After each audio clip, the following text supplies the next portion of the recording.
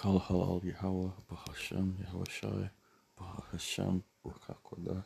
The words to GMS that's on this truth. Ecclesiasticus 14 and 7.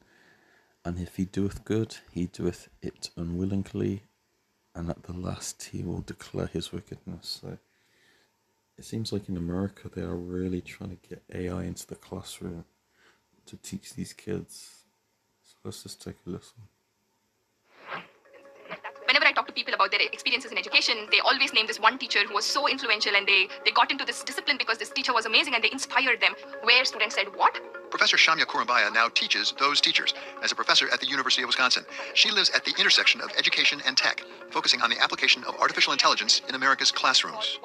We know that teacher in the front of the classroom and students in front of their laptops is not a model that works. It's broken. Last couple of years especially has been very exciting, and I would say the big change is the ability for teachers to customize what's happening with AI. So what I want you to look for on your Kira dashboard. Lance Key is one of those classroom teachers adopting and adapting AI as he teaches computer science in the Putnam County School System just east of Nashville, Tennessee.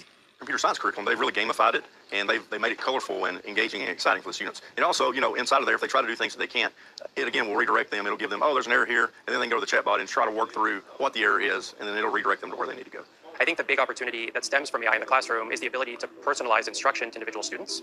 Andrea Passanetti is co-founder and CEO of the company Kira.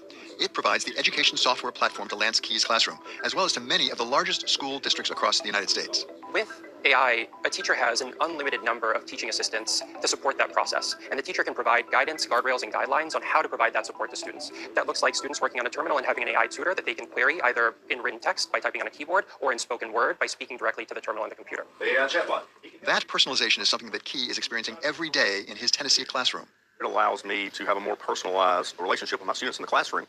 Before, there was one of me, and for every question that came up, I was like bouncing around the room, just answering questions all the time. But now we've got, a tutor that can help them along the way, and I can build personalized tutors for them too. So if it's on a specific content area, I can say, okay, today we are working on solving two-step equations. Here's a two-step tutor that my students can work with alone, and they can ask it questions. So then I can walk around and then one-on-one check with students. I've also got a dashboard on the backside that will alert me if there's a student that's having problems. So then I know real time that I need to go check on Johnny or Susie. Over and above that personalization, AI can also provide teachers like Lance Key with some much-needed relief. My wife previously was an English teacher, and I recall grading essays being very daunting for her because she would have to score 150 essays every time that they wrote an essay in the classroom.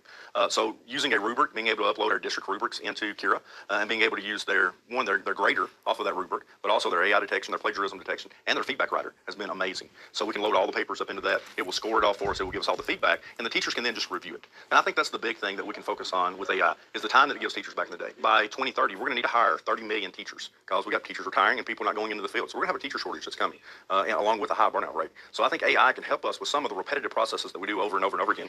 For all its promise today, it turns out that the use of AI for education isn't all that new. While large language models are only just making their debut in schools, other forms of AI have a long history. How long has